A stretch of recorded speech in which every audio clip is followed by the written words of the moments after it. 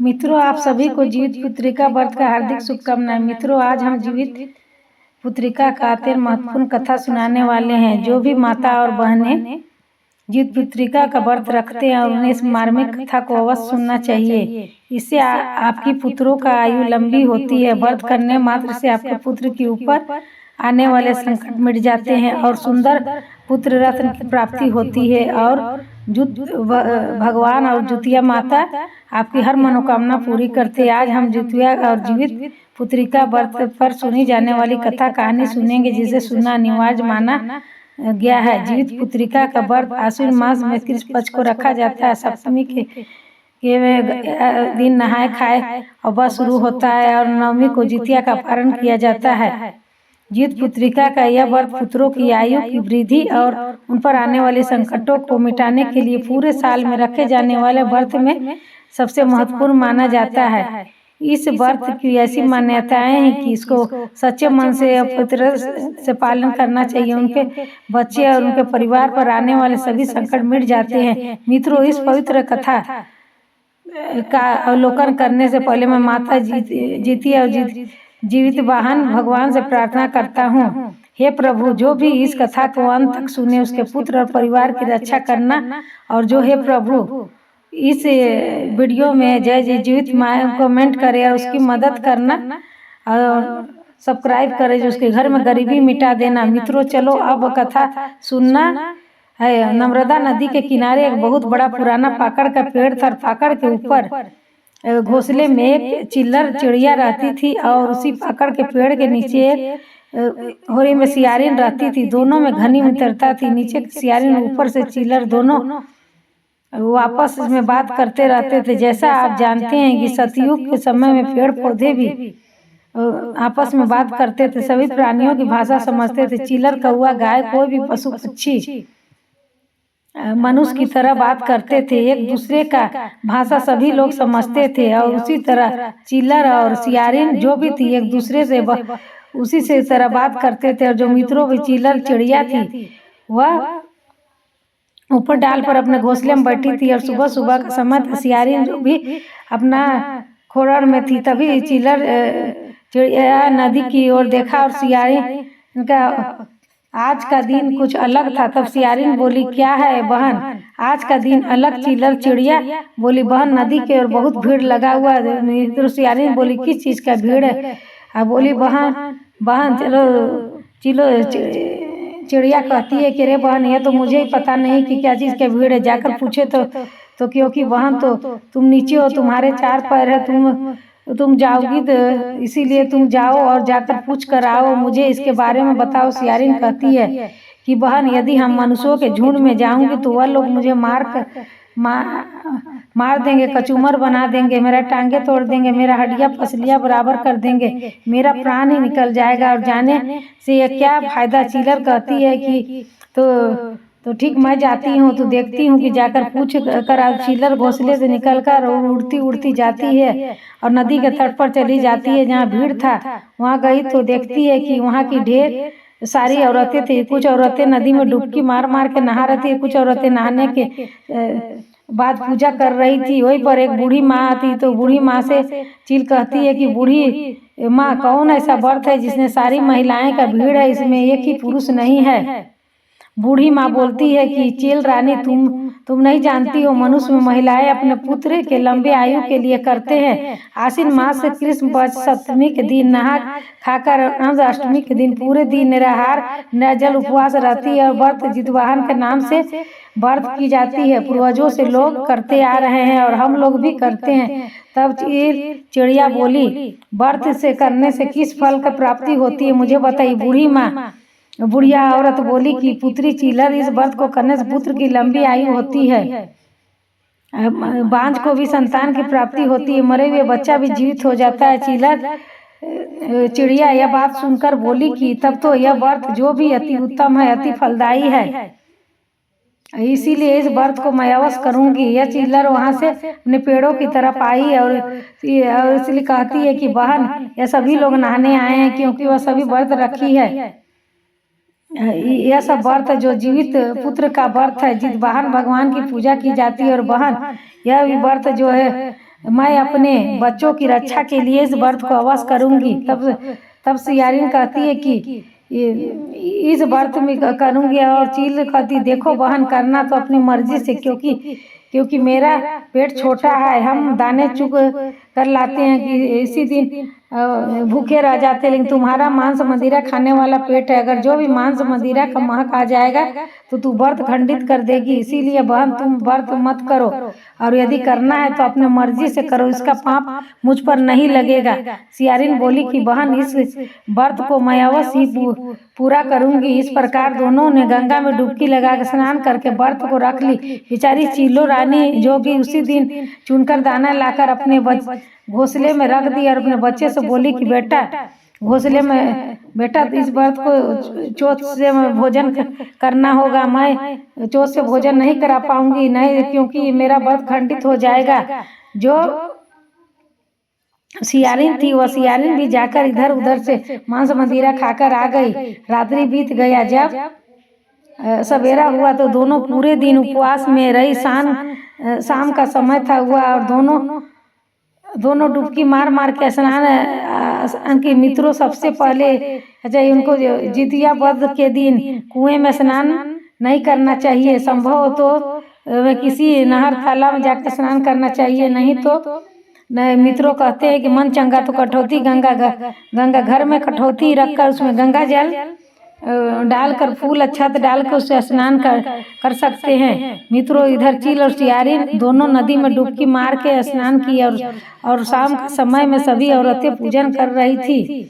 जो उसी जगह जाकर चिल्लर और सियारिन थोड़ा छिपकर बैठकर कहानी सुनने लगे तो पंडित सुना रहे थे कि चिल्लर कहानी को सुनती हुई आनंदित हो रही थी और कहानी का अंत में सुनती जा रही थी, लेकिन जो सियारिन हो थे कहानी को सुनते सुनते सो गई।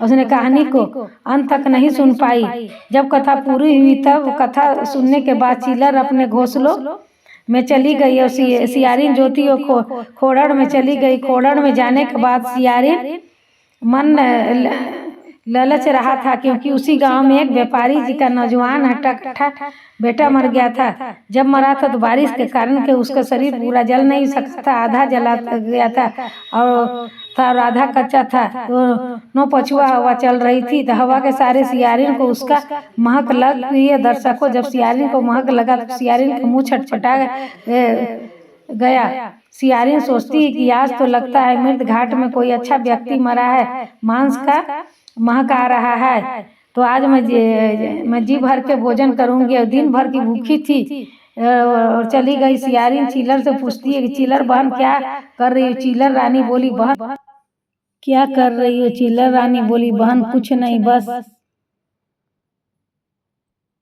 अपने बच्चों के पास बैठी हूँ। चारों तरफ क्या तारों चंद्रमा को देख रही हूँ और भगवान का लीला देख रही हूँ। कुछ देर बाद फिर से सियारिन बोली, चिल्लर बहन सो गई क्या?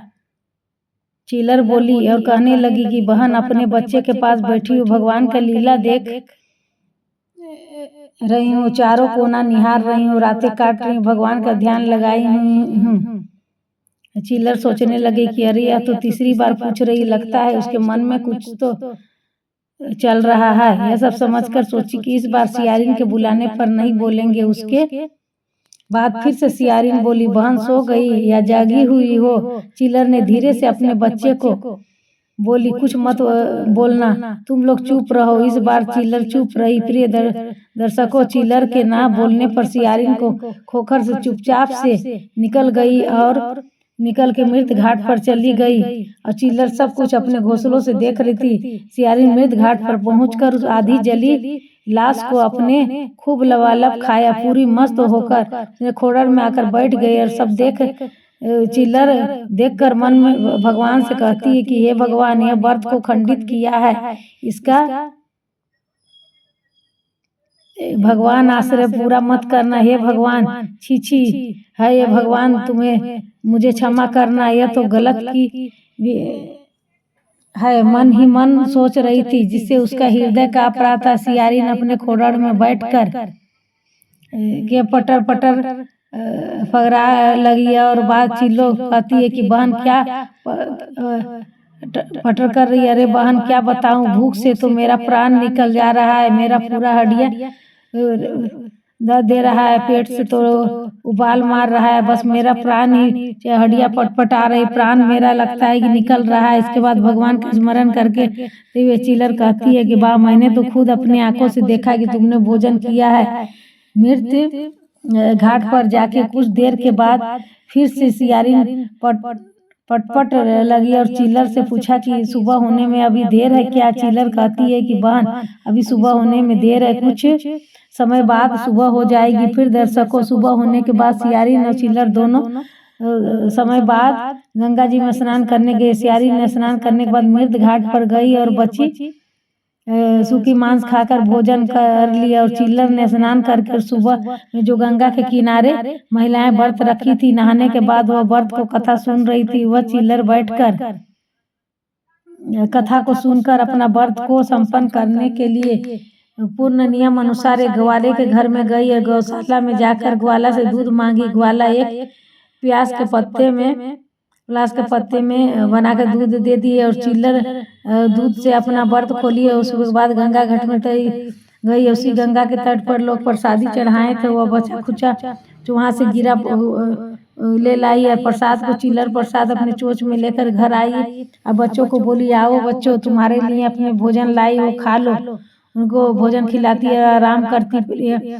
मित्रों, इसके बाद समय बीतते बीते कई वर्ष बीत गए। इसी प्रकार जब जब जितिया का व्रत आता, चिल्लर और सियारिन दोनों व्रत रखती और हर साल चिल्लर अपने व्रत को बार बार सही नियम और विधि विधान से करती और वही सियारिन व्रत रखने के बाद हर बार थोड़ नियम देती और खंडित कर देती थी। ऐसे समय बीते हुए चिल्लर कहती कि बहन, अब मेरा अंतिम समय आ गया है, मैं अपने प्राण को त्याग करने के लिए गंगा में डुबकी लगाऊंगी। तब सियारिन कहती है कि मैं तो अपने प्राण को त्यागने के लिए गंगा में डुबकी लगाऊंगी। सियारिन जब गंगा में कूदने लगी तो कहती कि हे गंगा माता, अपने शरीर को इस जल में त्याग कर रही हूँ। मेरा जन्म एक राजघराने में देना, एक बड़े व्यापारी के यहाँ देना, और ब्याह मेरा राजघराने में हो, मैं राजा की पत्नी बनूं। और चिल्लर कहती है कि हे गंगा माता, मैं अपने शरीर को त्याग कर रही हूँ। मेरा जन्म एक व्यापारी के यहाँ देना और मेरा ब्याह एक मंत्री के साथ हो। इस प्रकार से दोनों की मृत्यु हो गई और दोनों एक व्यापारी के घर में जन्म लिए। और जो सियारिन थी, उसका दूसरे जन्म में उसका नाम शिलावती और का नाम कपूरावती, दोनों एक ही घर में जन्म लिए। जो शिलावती थी वह बड़ी और कपूरावती जो थी वह छोटी थी। दोनों पलने और बढ़ने में दोनों पर उन दोनों के पिता अपने बेटियों के विवाह के लिए वर ढूंढने लगे और ढूंढते राजा के घर गए तो राजा का एक बेटा था, उससे ब्याह शिलावती का तय हो गया। कपूरावती का विवाह मंत्री के बेटे के ऐसे तय हो गया। दोनों का विवाह हो गया। दोनों फिर से एक जगह चली गई। एक राजा की पत्नी और एक मंत्री की पत्नी दोनों अपने ससुराल में रहने लगी। शिलावती और कपूरावती रहते रहते एक दिन कपूरावती ने एक बच्चे को जन्म दिया और शिलावती ने भी एक संतान को जन्म दिया, जिसकी मृत्यु हो गई और कपूरावती का संतान जीवित रहा। इसी प्रकार से कपूरा ने 7 संतानों को जन्म दिया जो सभी जीवित रहे। और शिलावती ने 7 संतानों को जन्म दिया जिसको सभी संतानों की मृत्यु हो गई जाती। और शिलावती के संतानों की मृत्यु हो जाती तो वह बहुत दुखी होती है, सोचती कि कपूरावती के बच्चे जीवित क्यों रहते हैं और मेरे मर जाते हैं। ये सब सोच के जलने लगी। कपूरावती ने अपने सातों पुत्रों को मारने के लिए ने सिपाहियों को बुलाया। उसने कहा कि सिपाही, जो कपूरावती है वह सर को काट दो। और इस प्रकार से उसके बेटे को, कपूरावती के पुत्रों को सर भगवान के कृपा में उसके साथों दिया। लेकिन कपूरावती पुत्र जीवित हो गए और नहीं मरे। शाम को सर कटवाई तो सवेरा ऐसा कोशिश की, जिनकी कोशिश की कामयाब नहीं हुआ, उसका पुत्र मरकर भी जीवित हो जाते थे। धीरे धीरे समय बीत रहा था। एक दिन की बात है, शिलावती पूरा तरह से थरना ले लिया और कोप कक्ष में सो गई। और कोप कक्ष में सो गई तो राजा गए और कहने लगे कि रानी क्या हुआ, तो क्यों आप इतना क्रोध में हैं? शिलावती कहती है कि हे राजन, मेरा एक कहना है कि मानिए तो हम अपना प्राण को त्याग दूंगी। राजा कहते हैं कि कहिए क्या हुआ है। मैं वचन देता हूँ कि आपके आप कहीं हर बात पूरी होगी। और शिलावती कहती है कि राजन, मेरी बहन के 7 पुत्रों को मार कर उसका सर मुझे दे दीजिए, तभी मैं अन्न जल ग्रहण करूंगी और मैं अपना प्राण त्याग दूंगी। प्रिय दर्शकों, जब 7वीं के दिन था और राजा कहते हैं कि हे भगवान, एक तो तुम खुद अपने बच्चे का जन्म देती हो और वह मरा हुआ पैदा होते हैं, तो तुम दूसरे का बच्चे के लिए इतना निर्दय बन गई हो। ऐसा पाप हम नहीं करेंगे, भले मेरा वचन ही क्यों नहीं झूठा हो जाए, मेरा पाप नहीं होगा। रानी बोली, तो ठीक है, तब आप अपनी पत्नी को त्याग कर दीजिए। यह बात सुन कर गया और अपने सेना सहित मंत्री के लेकर चले गए और वन में ही मंत्री के 7 बेटों को मार डाले और तेको में छिपा दिए और उसका गर्दन सर को लेकर और एक बोरी में बंद करके रानी को दे दिए। जो शिलावती वो 7 सरों को पिटारी में बंद कर दी और अलग अलग मोहरे बनाकर मेरे घर में सिपाहियों जाकर रख दो। कपूरावती अपने हाथ नहीं लगाई। 7वीं का दिन था, उस दिन उसका उपवास था।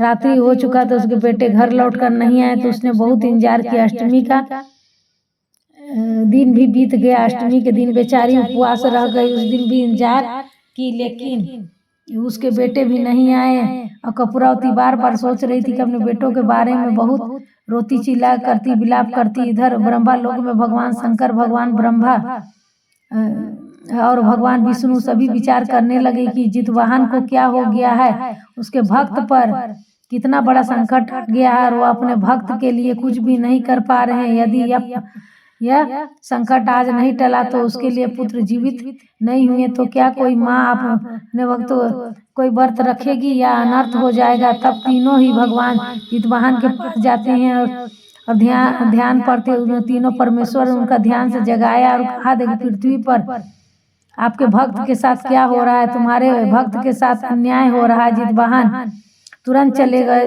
और शिलावती के घर में उसमें घर जाकर उसमें संदूक से भरे हुए 7 सर को ले आए और वन में ले जाकर उसे जोड़कर अमृत जल छिड़क दिए। 7 पुत्र जीवित हो गया और 7 पुत्र को जीवित हो जाने के बाद वो सभी पुत्रों को घोड़े पर सवार करके कपूरावती अपने घर भगवान जितवाहन स्वयं पहुंचा दिए। और कपूरावती रात्रि बीत गया तो मेरे बेटे अभी तक नहीं आए तो बेटे को दरवाजा पर भागती दौड़ी दरवाजा खटकाया तो दरवाजा खोली तो सभी बेटे पर नजर पड़ा। बेटों ने सारा हाल बताया तो मुझे राजा साहब वन में ही छोड़ दिए थे और वह लौट कर चले आए। यह सब सुनकर कपूरावती कुछ नहीं बोली, अपने पुत्रों को घर से लेकर चली गई और सुबह प्राप्त काल ही स्नान करके अपने पुत्रों को भी स्नान करवाई।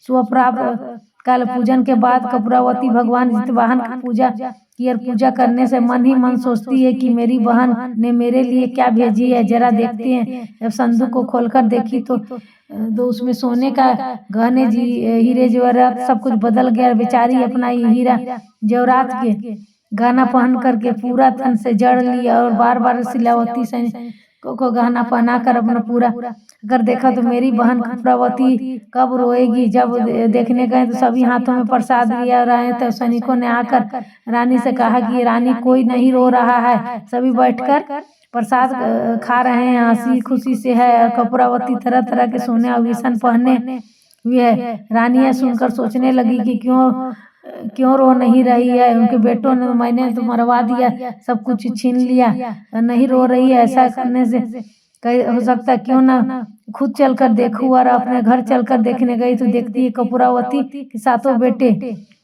हाथ में प्रसाद लिए वे खा रहे हैं। कपूरावती हीरे जवाहरात के गहने से जड़ी हुई है, खड़ी है। देख शिलावती चकित हो गई और कहती, अरे बहन, तुम्हारे तन में इतना गहना कहाँ से आया? तुम तो सिर्फ एक साधारण सी थी, एक मंत्री की पत्नी हो।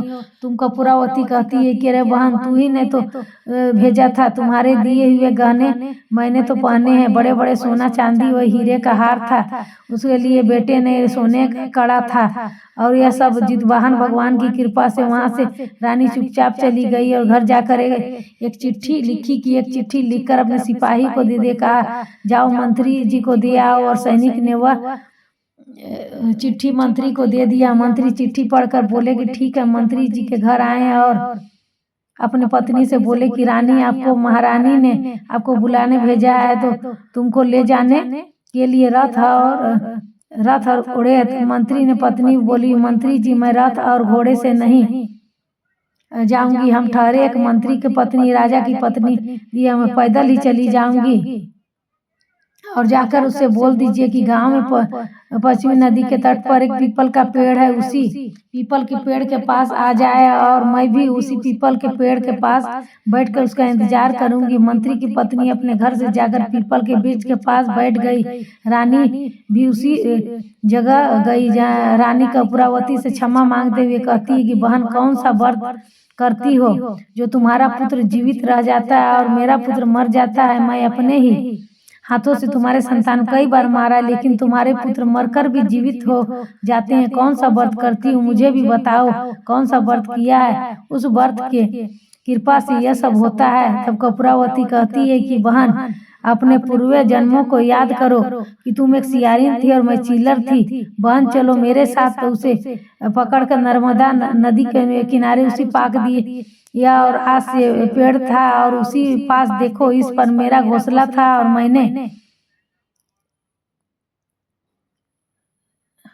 मैंने बोला था कि पूर्व जन्म मुझे याद रहे और तुम बोली थी कि हे भगवान, मैं राजा की पत्नी बनूं। मैंने बोला कि मंत्री का पत्नी बनूं और बहन तुम्हारा बच्चा इसलिए मर जाता है कि तूने व्रत खंडित की है। हमने दोनों व्रत किया था। तू मांस खाती थी और मैं पूरे दिन और पूरा रात निराहार रहती थी, इसी कारण तुम्हें यह दंड मिला है। बहन, जो अभी यह व्रत सच्चे मन से सच्चे हृदय से करते उनका पुत्र लंबा आयु हो जाता है, घर में धन की वृद्धि होती है, सुख शांति मिलती है। लेकिन बहन, तूने एक व्रत खंडित की है थी। हाथ जोड़कर विनती करके बहन कहती है कि बहन, हम भी इस व्रत को करेंगे, मुझे विधि बता दो। तो बोली, देखो बहन, हम कुश की कीर्ति बनाते हैं, जिस बहन का फल हरिया रखते हैं उसी का पूजा करते हैं, पूरे दिन और पूरा रात निराहार जल रहते हैं, दत्तवन भी नहीं करते हैं, इसीलिए मेरे पुत्रों का आयु लंबा है और मेरा पुत्र मरकर भी जीवित हो जाता है। बोले ठीक है बहन, हम भी व्रत करूंगी। धीरे धीरे समय बीतने पर फिर से आश्विन मास आया और कृष्ण पक्ष की सप्तमी के दिन दोनों बहनें गंगा में जाकर स्नान किया। स्नान करने अष्टमी के दिन नियम अनुसार व्रत रखी और दोनों बहनों एक साथ पूजा किया, व्रत तोड़ी। व्रत तोड़ने के बाद सुबह और शाम को जीती का व्रत कथा पूरे मन से सुना। धीरे धीरे समय बीतने पर शीलावती का भी पुत्र जन्म लिया। व्रत तो जीवित पुत्र रह गया और फिर से कपूरावती का कभी एक पुत्र हुआ। धीरे धीरे वह फिर हुआ तो दोनों पुत्र गए। बहनों को पुत्र था जीवित रहने लगे। कपूरावती का 8 पुत्र, शीलावती को 2 पुत्र, सब जीवित रह गए। तो प्रेम से बोलिए जितवाहन भगवान की जय, जितिया माई की जय।